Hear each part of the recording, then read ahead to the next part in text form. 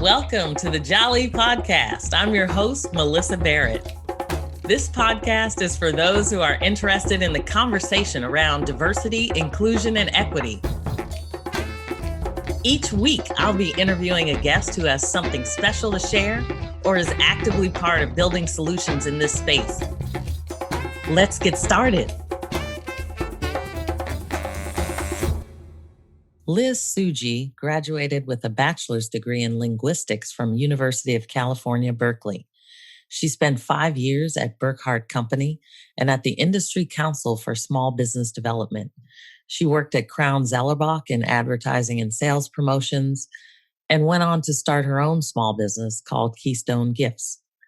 During her career, she was the vice chair of the Minority Business Enterprise Input Committee of the Western Regional Supplier Diversity Council, and they were focused on outreach to Asian business owners and diversity certification education.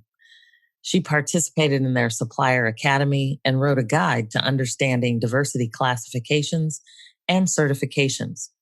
Now retired, she's been married for 45 years with 3 kids and 4 wonderful grandchildren, including many hobbies that she's looking forward to getting back to in her retirement, including wax jewelry, ceramics, and a host of others. Please join me this week on the podcast by welcoming Liz Tsuji. So welcome, Liz, and thank you so much for being here. Well, I'm happy to talk to you, Melissa. This is such a big subject. It's a big subject and it's an important subject. And it's even more important now. You know, we're on the cusp of so many changes. We just do not even know what it's going to be like tomorrow. I find that so amazing. I mean, I guess I feel like it's going to be better tomorrow. That's my optimistic view. Yes, well, we can hope for that for sure. We all want things to be better. So we definitely need to make sure that we move in that direction. So I'm so interested in your background. You have been one of my many mentors over the years. I think I've known you probably for at least 2 or 3 decades at this point. Yes, I think we've known each other since I started my company. So that's like 28 years. Now it's 30. There you go. So, amazing, isn't it? Yes, time flies. So tell me, I mean, one of the reasons I wanted to talk to you was because you not only do you have such an interesting background, but you have worked so much when it comes to supplier diversity with, certifications. And I know you spend a lot of time with, I want to say it was the input committee for the Western region diversity. Yes, I did. I spent a lot of time. So maybe you can talk a little bit about, how you got there, even just your background of your own small business. And then, how much of a focus you spent on diversity and inclusion. Right. Well, when I first started my business in 1992, I approached Levi Strauss. I had worked with them when I worked for Burkhardt Company. So I went to them when I was starting my own company. I just said, I would like to have your business. And it was a pretty large department. And it was a department based on diversity and inclusion. And they had to think about it. They said, well, we owe some loyalty to the Burkhardt Company. How, on the other hand, everything we've done has been with you personally. So they said, okay, we will give you our business, but we want you to join the Western Regional Minority Development. I mean, it's the NSMDC. It's complicated, but they are the certifier of minority businesses. So I went through the certification to prove that I was a legitimate minority-owned business. And in those days, and this was 1992, they had people who then said, oh, okay, you're certified, you're working with us, we want to help you get as much business in Levi as you can manage. And they would, I had a person that I worked with, a person named Josephine, and she would say, you know what, I've been looking at your numbers and you don't seem to be doing anything with marketing. You're doing all this stuff with training. And I'm going to introduce you to a few people. And that's like a wonderful mentor relationship where somebody's looking at your stats and saying, I think I can help you here and I can introduce you here and see what they're doing. Now, I will say in the whole purchasing process, people get to make their own decisions. And it's not, very few times in a corporation can a buyer or a human relations person or whatever say, you must do business with this company, that people will fight that like crazy. But I had somebody who was a mentor to try to help me, and that was amazing. Now, Levi Strauss has changed a bunch since then. I mean, and eventually all of the headquarters people there at Levi Plaza, they're all gone now. They're in other places and things have changed. I mean, there's all kinds of things have changed. It got back and forth.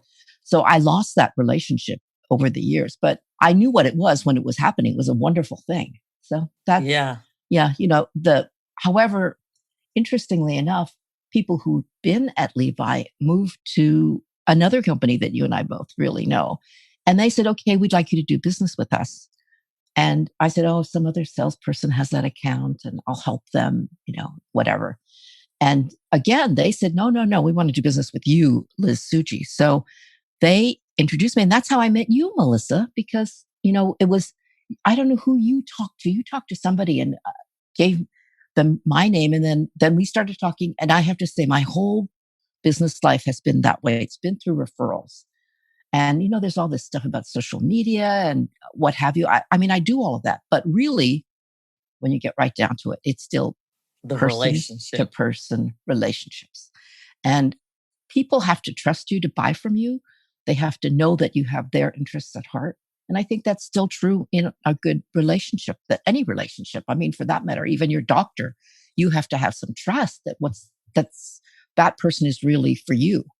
And I would say I joined these associations.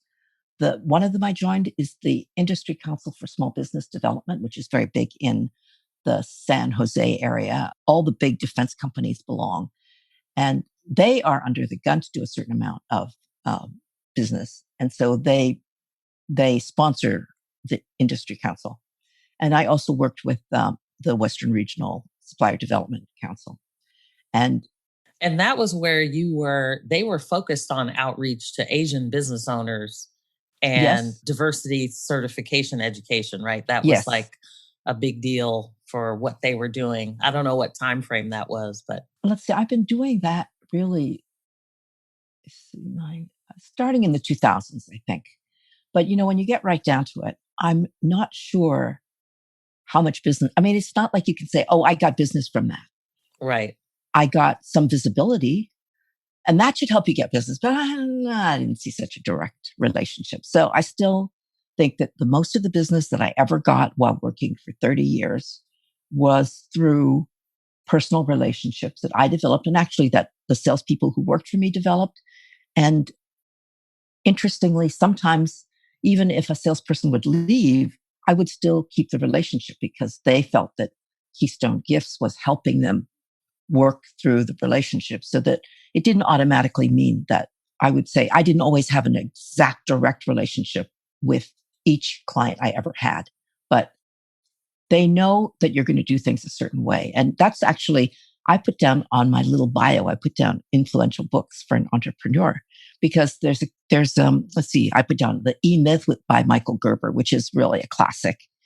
And one of the things he talks about is, and this is an old book now, but it's been revised many times. And he has a whole training business based on that book and a couple of revisions. But he says if you build, you should build so that you're always consistent. You always do things in a way that is your customers are going to be comfortable with. So I had a system set up and I made all the salespeople follow it. Everybody in the organization worked in the same set of rules. And that gives people comfort. They feel like they will get things done the way they want and that, that you will handle all problems for them. Those are things that it takes a while to establish that rapport. But once you have it, it really is good. And that's the basis for many referrals I've gotten over the years. It's so interesting that you mentioned that because I was in a meeting not long ago, and somebody told me that they kind of looked around and noticed that all of their clients looked like they did, and Mm. their clients weren't diverse, and they were trying to figure out how do I shift things around to create the diversity that I want. So when you're talking about personal referrals, you can see how that can have an impact on, lots of the ways that you do business. So then, can you talk a little bit about some of the challenges you experienced in your career? Well, I graduated from Berkeley in 69 and I decided to take a break. And actually, went to Saigon and I worked for a Buddhist relief agency. I did that for 6 months, but that was as much as I could take. At 6 months, I thought, wait a minute, I think I'm part of the problem, not part of the solution. So I came back, but I was very business oriented then. And I went to work for a couple of large corporations at various jobs. And I thought, okay, this is what I want. I want to make money. And I still feel that way. I think it's perfectly healthy to want to make money, want to be profitable. So that was the path that I took. And I was mentored at large corporation by many people who were in the organization. And it was kind of informal. And it was a big paper company, a Crown Zellerback. They're no longer around, but they were around for many years and they were huge. I worked in a marketing department where I was one of 8 marketing managers. I was the only woman. I was the only minority. I was younger than them. They were all white guys who were over 6 feet tall. I mean, honestly, they were all over 6 feet tall, except for one guy. So it was. And you're kind of short. I'm kind of short. I'm 5 feet tall. So, you couldn't put more. The other thing about these guys they were all ex-Air Force officers. And so the head of the division felt that he himself was an ex-Air Force officer and he felt he could trust other ex-Air Force officers. I mean, and as a matter of fact, you see that pattern. Right. I worked for a guy who, he himself was not Mormon, but he really felt that Mormon managers were very good managers. And I agreed with him, for various reasons. And the thing was they kept hiring more Mormon managers. So there is something happening there. And I think people are more prone to, yes, pull in their own type or, which is why I think it's really challenging to really challenge your own thinking about diversity and inclusion. Because you do have, I think everybody has that tendency to want to just pull in somebody that's like them. Yes, because you start to feel trust for even some ways that you don't even talk about. But I worked for this very great group of guys. I mean, they were wonderful guys, and they actually did a lot of training to me personally. I mean, things like I had never done an expense report. I'd never had a company car. So they were like, okay, you've got to do it this way. You've got to do this. I mean, that is the kind of on-site training that actually, I would say, if you're new to a corporate environment and you're a minority, you may not know any of those things. And so I feel like I learned a lot from them. And the other thing that I got from them, which was so wonderful, is that they always had a big training budget. But these guys were always like flaking out. Oh no, I have to fly to New York. So then they go, okay, who would like to go to this training program? And I would always sign up. So I worked for Crown Zellerback for 12 years and maybe 7 or 8 of them was in this marketing department. I got thousands and thousands of dollars worth of training for free. I mean, which when you own a small business, it's hard to say, okay, I will forego this. So I will go to this training session or I will send my people to a training session. So that's one of the things that if you're working for a large corporation, you might as well try to get that. And so I learned a lot of stuff about how to make presentations, how to deal with hostile questions, things that really matter. And those are not particularly minority things, but they're things that not everybody gets training on. And it's something that's really useful for people to learn. And that's what I would say that to new people that, you want to start a business, you have a great idea. You need more than a great idea. You need to have some tools and they're all very achievable. You just have to say, okay, I need to know something about finance. I need to know something about how to manage people. That's actually the E-Myth that he says, even if you're just one person, you have about 4 different hats you must wear. And if you leave any of them out, you're not going to make it. And I think that's really true. Some people they have a great idea, but they don't have marketing background, or they have a great idea, they don't know how to put it into practice, or they have a great idea, but they don't know how to count beans, which is a very important part of it. So that's why I really like that book. And I also put down, the Four Agreements. Have you ever read that book? Yes, I have. And I love that book because, yes, it's really good. So you read the whole book, there are only about 25 words that really, really matter. And, I'm a great believer in the aphorism school of management, that things need to be cut back to the simplest haiku kind of description, and then you'll remember it. But, one of his things was, you should always be impeccable in what you say, that it should always be the truth. And I believe in that. And I believe that's very, very hard to do. And one of the things people don't trust with salespeople is that they don't believe in. Many salespeople do not believe in that. You can kind of see their eyes go just a little funny, and they'll be lying to you. Yeah, and also politicians, same. But I really believe that I will not lie to a client, and they know that. And if sometimes it's very hard to say it, you have to think about the best way to speak the truth. But yeah, you still have to tell the truth. And the other agreements are be impeccable in what you say. Don't take things personally, which I don't. So even if somebody's kind of insulting me, I just go, just let's move on, because it doesn't really do you any good to get seriously offended. Instead, you're trying to find a way to make it work. So that's a different subject altogether. But I like the Four Agreements because the 25 words can be very, very useful in almost any situation. Yeah, for sure. Well, how difficult was it for you to start your own business? And I mean, you had it for what was it, 28 years. Yeah. Well, I worked for, I eventually left Krantz Autoback, and I went to work for a distributor who was a woman. It was a woman-owned company, and she was somebody I knew, and actually my parents knew. So I started to work for her, and I did very well, which was kind of a shock because I'd never done sales. And I did very well. And then she sold the business to some guys who I just did not get along with. So I was kind of stuck there. I was like, oh, I'm in trouble. And I don't know if I ever told you this story, Melissa, but I was kind of moaning and groaning to my daughter, Maya, who was, I think she was 11 or 12 at the time.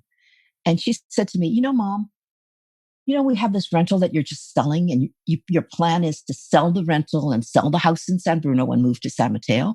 Why don't we just stay in San Bruno, and you can use the money to start your own business? Honest to goodness, she said this to me. Yes, wow. She did. So then I said, well, wait a minute. So wise 11-year-old. So I thought about it. I said, okay, I can do this. I mean, because I myself really didn't have this entrepreneurial urge. I was trying to kind of get out from a bad situation, but I knew I could sell. I had confidence in myself for that. I had great clients who I felt there was some serious loyalty there. And I just did it. So I started with a little bit of money that I had, by hook or by crook gotten. And I would say that one of the things when you start a business is people think they can start it with other people's money. And boy, I don't know under what circumstances that works out really well, but usually, especially for minority businesses, it's hard. You need to have assets. And that's one of the things I would always recommend to people. Have assets of some kind. A house is really good. And then go look for loans and lines of credit when you don't need money. Right. That's the best way to start a business. That's not always possible. I don't know if we ever talked about this, but one of the few ways that the government actually will give you money is the small business. See, it's an SBA program for buying an office building. As long as you occupy it, and there are certain statistics about how much you occupy and all this other stuff, and you must be the primary owner, primary occupant. They will underwrite a 10% down purchase of a building. And that's a very good way to create an asset for yourself at a much lower rate, because that 20% is a very huge threshold, especially in the Bay Area. but to do a 10% loan, and they will actually let you buy a building that's maybe a little rundown and include the renovations in the loan. So that's an old program, but I just heard them talk about it a couple of years ago. It's still around. So interesting. I did that. A lot of minorities certainly sometimes don't even get the information to be able to take advantage of those types of programs. Yes. And I would say minorities, well, it's hard to make generalizations, but a minority person who's going to start a business, they have to think about all of the other parts of a business that they need to run besides having a great idea. And that's where it's good to go to, like the Western Regional Group or the Industry Council does some great training too. And they will help you to figure out these things because there's so much paperwork. We were, when I had the business, we were certified by the Western Regional. The Supplier Clearinghouse. The Supplier Clearinghouse is another group, and they certify both minorities and women. And that certification can get you in the door with all of the public utilities, which is PG&E, which is the communications companies like Verizon, AT&T. Get you in the door means you get a hearing. It doesn't particularly mean you get business. And all of those things require a lot of paperwork. So if you're not comfortable with doing paperwork, you're going to have problems. But you could find somebody who will do that for you, or that would be pay, or you can see if you can find interns who can help you with stuff like that. I think those are options, but there's paperwork for any of those things. Let's pause for a moment. We'll be right back.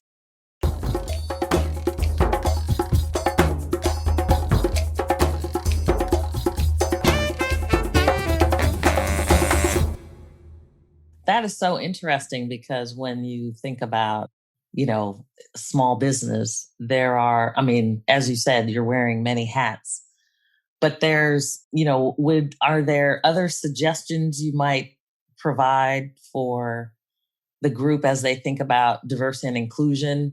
I mean, you being a small business owner, I think in some cases we think about large corporations and what they can do to influence diversity and inclusion. What are some of the things that small business owners can do? Well, let's see. When you're working with corporations, because there's lots of kinds of clients, but many people think that they only want large corporations. That is the toughest nut to crack.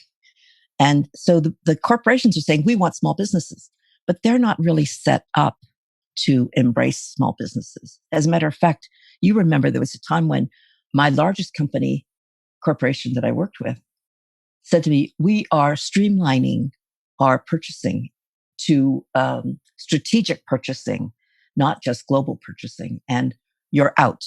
And I was like, what? So I was one of their largest minority vendors. And we're a little company, but they did not have much minority business. But I went to not a person in supplier diversity because, I didn't do that. I went to an SVP. I just happened to know like a teeny bit because her people worked with me. And I said, they're about to knock me off. So she personally worked on it and saved me. But the thing is that what they were trying to do was say, okay, we only want 3 vendors of promotional products. And you didn't make the cut. And we want 3 big ones. Well, that kind of ruling, which is actually not that uncommon, is very hard on small businesses and minority businesses and women-owned businesses. So the thing is, I would say, if a large corporation can carve out little niches so that that will enable them to give small businesses a chance to show themselves, then it's not as high risk for the corporation and it's an opportunity for the small business. What they often will say is, oh, why don't you become a subcontractor? And that is so unhelpful because I've been to many meetings where the minority subcontractors are going, when are we going to get paid? And how come you keep pushing me onto to be a subcontractor when I never get paid as a subcontractor. And, I don't know that that's true for everybody, but I know whenever there's a meeting, that's the subject that comes up first. I worked with East Bay Mud for years. Their programs have changed so much recently, partly because, they've had all these financial issues themselves. But East Bay Mud used to have somebody who did their, on cubicles, how there's a little sign that tells you the name of the person. And they had a particular vendor who just, they just made up little signs, and people would order from them and put the signs up, and they would put the signs up. Well, in their system of streamlining their suppliers, they cut this company out. And they went back and they protested, and they said, well, you know what? We've done this for years. We've done a great job on it. So East Bay Mud, at that time, they did a program. They said, okay, we're going to carve this out for you because you have shown that you can do it. And the person who had inherited it was a large corporation, a large supplier. And they actually didn't like doing that. It was a little, because it's an order that's going to be, $50, $100, $200 every time. So it worked out pretty well. But that's a kind of carve out that can help. I'm not saying to make it so that, they get the business no matter what, but a carve out can do something that you could say, okay, this slot is for small businesses. And if we put somebody in here, we want to see that they can really perform.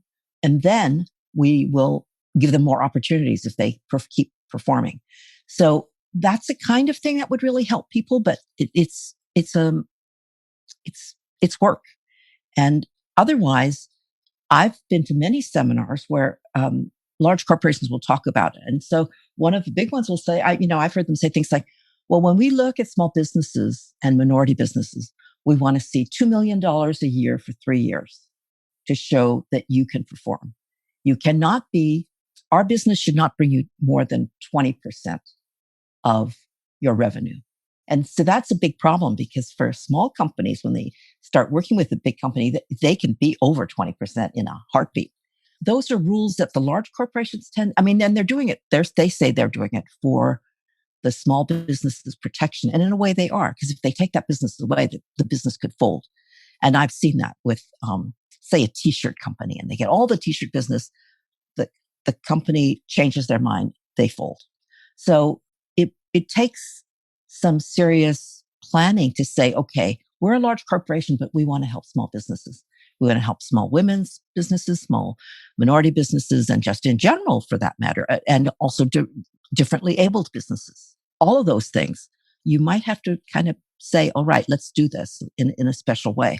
Intentionality. Yes, good. That's exactly you're really right. Talking about intention. That's exactly right. Because saying, okay, in order to do this, you need to come up to our standards. In a way, if you were doing construction, if you say you wanted to find some good contractors to build a building for you, I don't think there's any problem with saying, okay, we really have to get somebody who's really big and that can perform all these complicated things for us, and also can be insured and up to a huge amount of money. Whereas, if you were saying, okay, so somebody who's going to do the signs on the cubicles, what's the risk there? So the large corporations are very risk averse. But I've never seen, I've worked with lots of large corporations. They tend not to say, oh, what can I do for you? They don't say that. They say, what can you do for me? Right.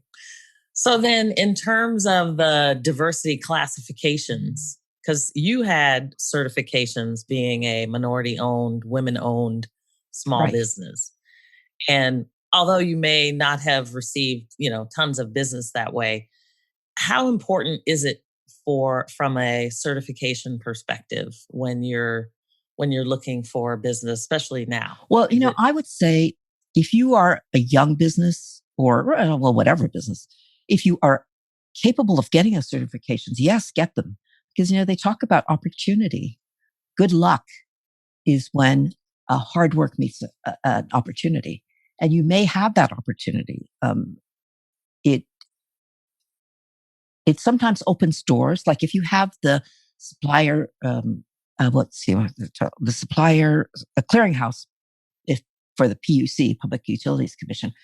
If you have the PUC certification, you will get invited to various meetings where the people who are looking for vendors, and it doesn't particularly mean just minority vendors, but sometimes it's just minority vendors, but they're looking for vendors. They will have meetings and you can go and, make an attempt. You may have to go to 3 meetings and show up all 3 meetings and be ready to talk at all 3 meetings to different people who have booths or what have you. Maybe that will work. And if people have an opportunity, that's where you'll see it.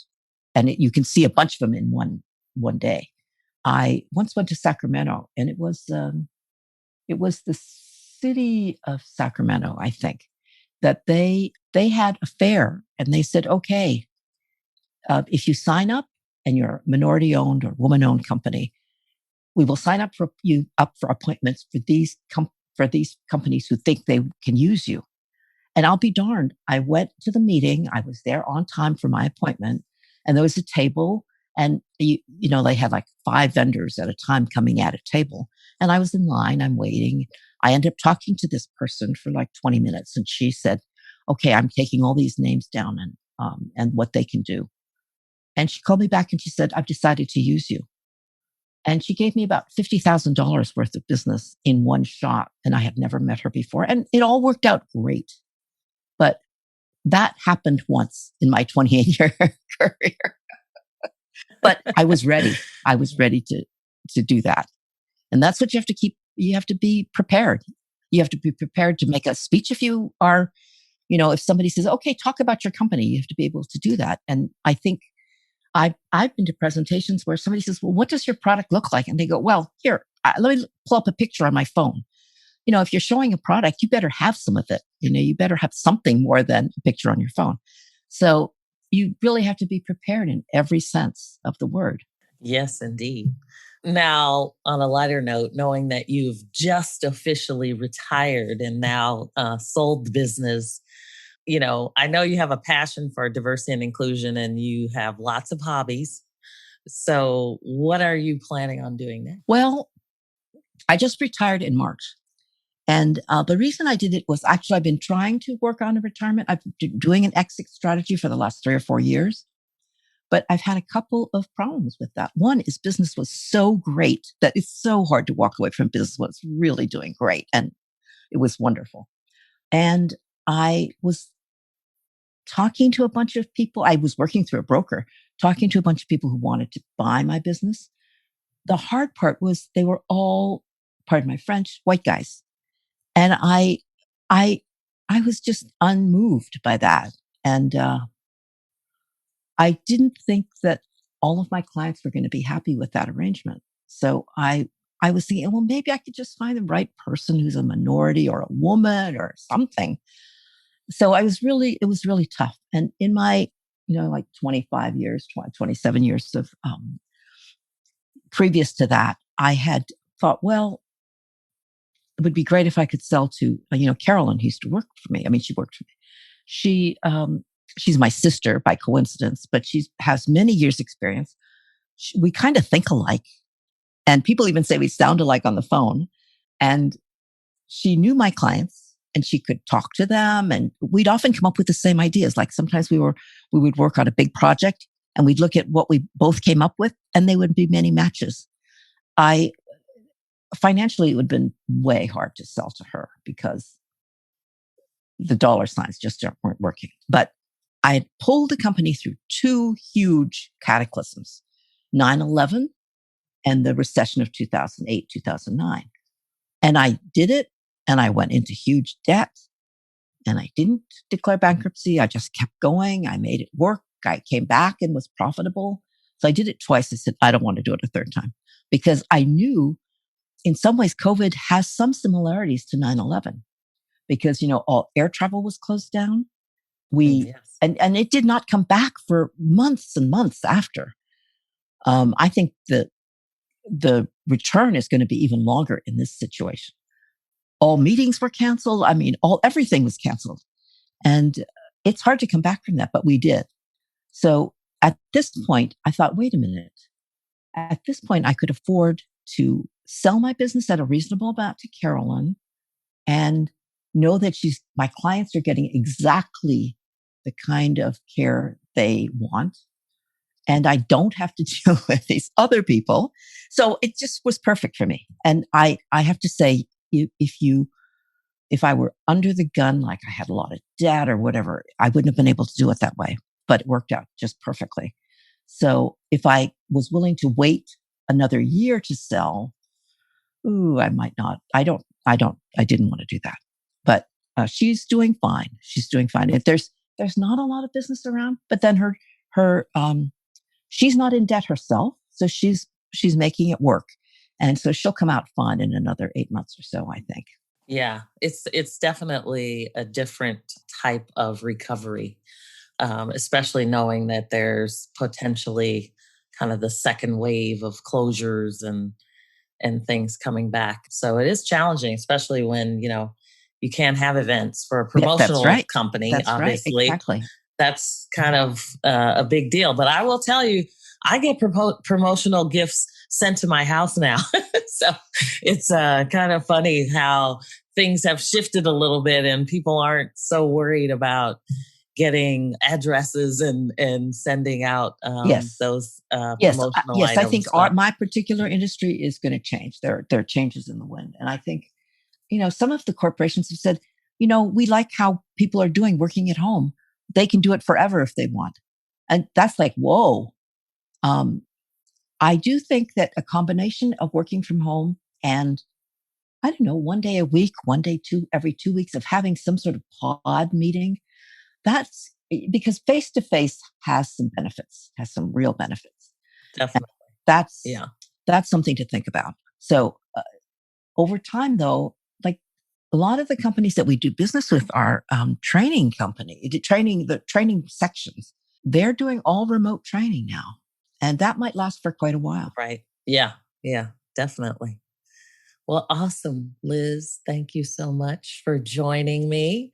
Lots of nuggets in there regarding supplier diversity and small business advice. So I appreciate you coming on and sharing your perspective always. All right. Well, thank you so much. Great to talk to you, Melissa. You too, my dear. Thank you so much. Thanks for joining me on the Jali podcast. Please subscribe so you won't miss an episode. See you next week.